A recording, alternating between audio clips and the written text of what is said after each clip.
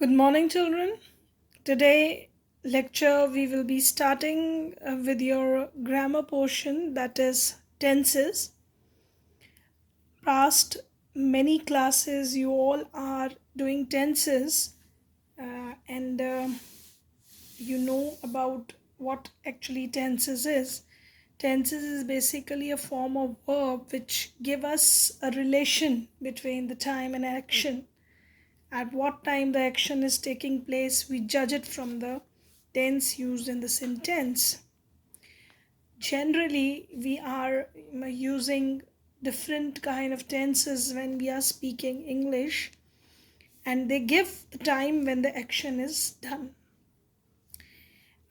Take for example, you are studying English right now. So, in this sentence, you are presently doing this action, so it would be a present continuous tense. Or if you are writing, your students go to school, so it is a journal statement which reflects simple present tense. So in this way, different kind of sentences you are speaking, they tell you in which tense you are talking, in which time, or time and action, when the relation between the time and action you are showing through your sentences. We mainly divide these tenses in three main categories: present tense, past tense, and future tense. It indicates, obviously, present tense indicate present time and presently, which the action is we are doing. Past indicates the past time, and future indicates the future time. And these sentences are also further divided into categories. Present is also divided in four parts, and past is also divided into four parts, and future, depending on the kind of action. We'll be studying it in detail here. Present indefinite tense, present continuous tense, present perfect tense, and present perfect continuous tense. Similarly with past and future: past indefinite tense, past continuous tense, past perfect tense, and past perfect continuous tense, and similarly again with the future. So, but every tense has some difference in what way they are used, in which places or in which conditions we should use different tense. Because when we are writing English, many errors related to tenses are done by children. So to stop that errors, to avoid those errors, you all must have a clear knowledge of tenses. Children, one by one, I'm going to discuss with you all the tenses. Firstly, we will be starting with present tense. And personally speaking, I find many errors done by children when they are writing this simple present tense. We also call past indefinite tense as simple present tense. So, children commit some errors in this. So, to avoid those errors, please understand the rules for this very clearly. Again, I am dividing it further into three kinds of sentences. First is affirmative sentence, that is a positive sentence. No negative is there in this. And second is your negative sentences, where we use negation or not, does not, do not, negative sentences. And third part is your interrogative sentences, where some rules I'm going to describe it to you related to interrogative sentences. Now firstly we will be discussing affirmative sentences. The rule for this is that first of all you will write the subject. If the subject is singular, you are going to use first form of the verb with s or s and es with it. And if the subject is plural, then you are going to use first form of the verb only. No s or es you are going to use with the verb. Now, exception to this rule is that exception means this rule where it does not apply. It does not apply with I and you. Although I we use for us, first person we are using it for us. But we are singular, we are not plural. But with this I and you, we use the rule of plural one, that is, we simply use first form of the verb. This exception, I mostly find errors with this exception. So please keep it in mind that this exception to this rule must be understood very clearly.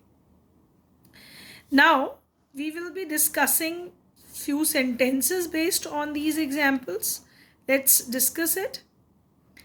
She cooks food in the evening. Here, she is what? Singular subject.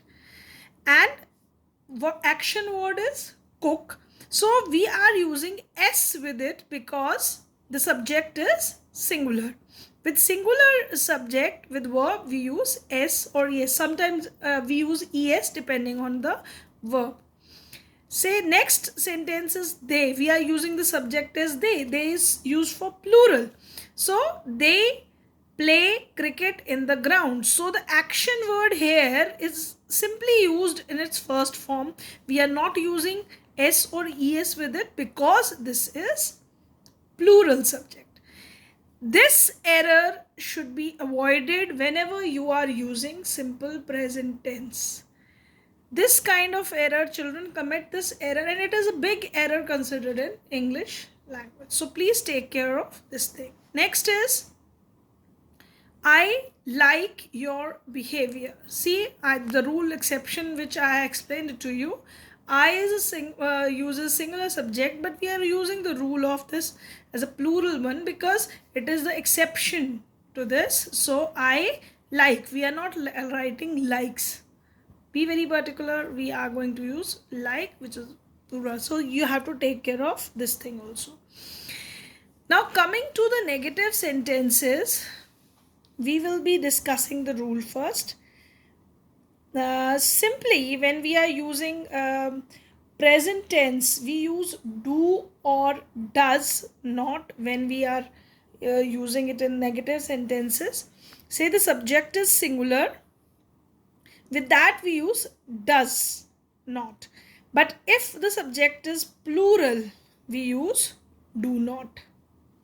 Again, with I and you, the rule will be used in the same manner. We will be using the rule of plural with I, you. So let's see these examples. Geeta does not watch television. Simply now what thing you have to take care of here is that earlier when you were using singular subject, see, you were using with verb S and ES up there. I told you with singular subject, you are with using first form of the verb with S or ES. But now when you are writing a negative sentence, you have already used does not, which already indicate that your subject is singular, because with singular subject you are using does not. So there is no need to write S or ES with verb. Simply you are going to use first form of the verb. So this rule should be kept in mind. Positive sentence, you are using S and ES with verb, but when you are writing negative sentence, does not is used, so you are not going to write S or ES with first form of verb. Next is plural subject. The subject is plural, you are using do not plus first form of the verb, just like that. Do not is used with plural subject. Not indicate negative sentence. Now, Geeta does not watch television. See, we are using does not, so we are not using watches. It would be simply watch. Next, they do not like eating junk food. So, the subject is plural, we are using do not. The verb is used in its base form, first form of verb. We also refer it as base form of the verb. Now, exception to this rule, you also we are using do not. We already discussed this exception here. Now we will be coming to the next kind of sentences, the rule for interrogative sentences, and rule for interrogative sentences is that this do or does is used in the beginning. Then we are going to use subject and then first form of the verb. Remember, wherever we are using do or does, verb will be in its first form. You are not going to use s or es there. Next is your question word. Sometimes question words are also there. Why, what. So you use that question words first and then you use do or does. Some question starts with why, what kind of word. These are question words. So, and then you use subject and then first form of the verb. It will be more clear to you when you will study the example. See, does she wash clothes? Now, see, we have used does here, then the subject, then the verb. See, the verb is in its first form, and then clothes and putting the question mark. Next, the question word is there. Why? Then we are using do or does. It is you are using you here, so you are using do. Why do you not complete your homework? This is a question. This interrogative sentence, negative interrogative sentence, because not is also used here. So please take care of this. When you are using a negative sentence, first of all, do or does or even the question word first, and then subject, then not, and then verb should be there. Question mark is quite important in interrogative sentences, showing it is a question. Now, these rules, please keep it in mind, all these rules. These are the basic errors which children commit. So, take care of this thing. Now, where we use simple present tense? Generally for a habitual action, when we are speaking of something which is a regular habit or a customary thing, universal facts or proverbs, the events which occur in quite near future, they are also used in simple present tense. When it is planned, say I am planning that your schools are going to reopen next week, so we know that it is planned, so it is going to occur in the near future, so there also we can use simple present tense. Proverbs or the sayings of some writers, authors, there are when they are written in quotation, they also, we introduce that quotations with simple present tense also. And sometimes when we are describing something, a narration is going on, deep detailed narration is going on, though it may be about past, but when that narration is in continuation, we are talking about some past event, but it could be used in the present tense. So let this example which I have, the things which I have told to you where present tense is used, I'm going to give you some examples so it will be more clear to you. See, he walks in the evening. It is a habitual action because he's going for a walk regularly. It is a habitual action which he is doing. So that's why it is used in simple present tense. And how you come to know that this is simple present tense? Because with singular subject, you are using verb with s and es. So that presents you that this is simple present tense. Now next is when you're talking about universal facts, as I told you, proverbs, we write it in in simple present tense. Water boils at 100 degrees centigrade. The sun rises from the east, because these are the things which occur regularly. Universal fact is there. So that kind of statements are written in simple present tense. Water boils at 100 degrees centigrade. See the use of verb. S is used with the base form of verb as the subject is singular. to indicate future event which was planned. Just now I give you the example. The school reopens next week. Next week is near future, but this event is planned, so we are using with verb s and es. Subject is singular. Next is when you are introduce quotation with the verb say. Keats says, this is a part of your poem, um, written by Keats. A thing of beauty is joy forever.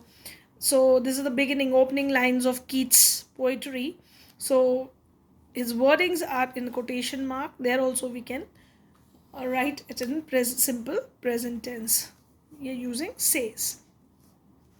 Now, as vivid narration, because Ravana fights bravely, it's not that we are talking about Ravana who was born many years ago and many hundreds, thousands of years ago, and he fought bravely at that time. But we are writing it in simple present tense because we are narrating it in continuation. So there we can also substitute it for simple past.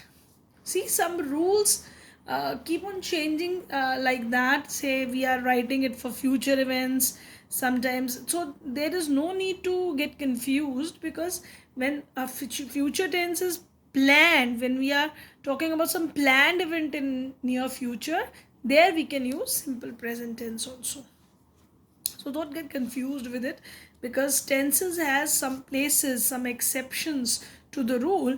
But the moment you keep these exceptions in your mind, it will be very easy for you to write your writings in a proper tenses. Now, the next tense which I am going to discuss with you, um, present continuous tense. This is the most loved tense of by Indians, because we Indians use this tense a lot, whether it is grammatically correct or not. But we, in while speaking, we all are in habit of using this tense more than any other tense. So you need to understand where it should be used. Not at every place we should be using continuous tense. We should use present continuous tense at some particular places to denote some kind of action which are in continuity, or from some time they are in continuous form. There we indicate this continuous tense.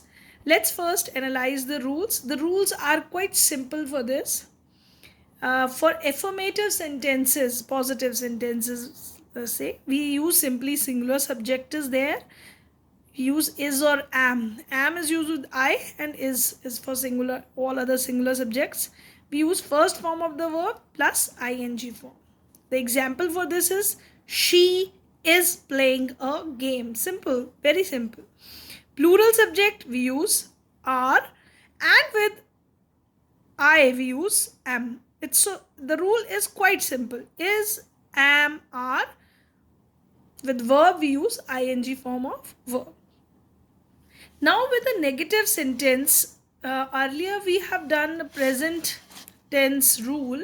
There we are using do or does not, but here in the negative sentence, as we are having a helping verb here, is, am, are. So simply we are going to add this not after this helping verb. The rule rest will remain the same, that is singular subject plus is plus not plus first form of the verb. Rest all the same, the rule is there for every sentence. Simply we are going to use with these helping verbs, we are going to use not in between and ing form of verb, or first form of the verb plus ing. It's one and the same thing. Now coming to interrogative sentences, simply is, am, are comes in the beginning now, interrogative sentences. Then comes the subject, and then first form of the verb plus ing. But if a question is starting from WH words like question word, or sometimes can, could, this kind of questions words are there, then we use question word first, and then is, am, are, then subject, and then first form of the verb plus ing. So this is the way we are going to use the sentences here.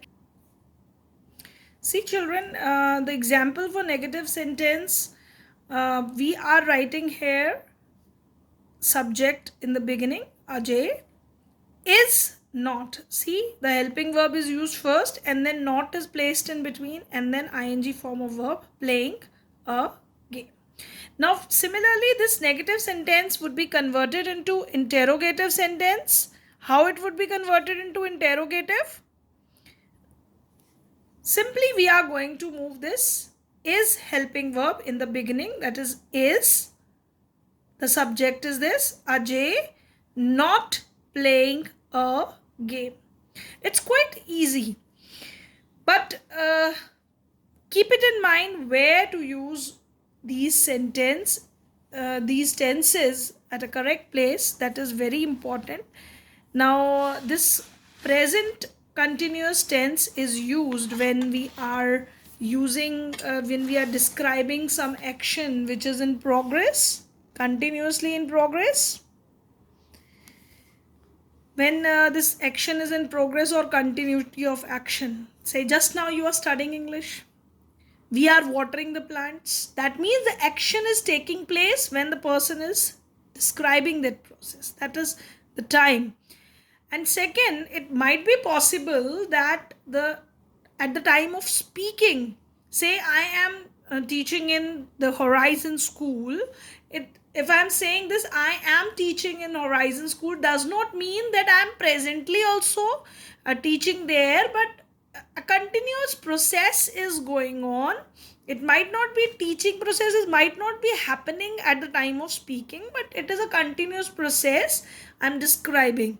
So that is also action is described in simple present continuous tense. When some action has been prearranged and it is going to take in future time. Remember, in the present tense also we have done this, that when some action is planned, we use simple present tense. We also use this present continuous tense also when some pre-arranged activity is there. Generally, going to verb is used with it. The wedding is going to take place on Sundays. See the use of continuous, that is with the coming time we are using this tense. Actually, the wedding is going to occur in the near future. It is not occurring at the time of speaking or is a present action. It is going to occur in future time. But when it is pre-arranged, then we can use it in the present continuous tense. Sometimes undesirable and persistent habits, these especially the adverbs like always, continually, constantly, such kind of adverbs we use simple this present continuous tense. He is always gazing me, he's continually doing his work, or he's constantly being negligent towards his duties. So this kind of words, these are words like that, we also use present continuous tense. But this present continuous tense has some exceptions also, that for some words like, see, some action words are such like that when we are speaking them, we in a continuous flow many times we speak wrong English, but when we are writing something they are grammatically incorrect. Because speaking sometimes it is acceptable, but because you are going with the fluency or something, but when you are writing something you should be in habit of writing correct English. So some verbs are there which are not normally used with continuous tense. They are see, hear, taste, smell, like, want, know, think, believe. These are some words you can see it from here, which we are not going to use in the present continuous tense. Let me show you few examples related to it, so you'll come to know about the difference. These flowers are smelling sweet. While speaking, it might sound correct, but it is Wrong. We cannot write smelling sweet. We have to write these flowers smell sweet. So, with this verbs, action verbs, we are not going to use continuous form of tense. A few more examples I have written. These are I am not knowing his address. Now, I told you that with no, we are not going to use ing form, so it would be incorrect. What you should write down? I do not know his address. Again, with verb contain, I also said that you should not be using ing form, so it would be wrong to like that. Like that, correct should be this book contains some useful information. If you are writing this book is containing some useful information, it would be wrong. It would be grammatical error. So, if you are being little bit particular about some particular verbs which you should avoid using continuous tense so that you write correct English. Now, if you exercise, this exercise is here which you are going to practice, but I wanted to discuss with you related to this exercise that definitely I'll be posting it in your homework portal. But just now I wanted to discuss with you the difference between simple present tense and present continuous tense.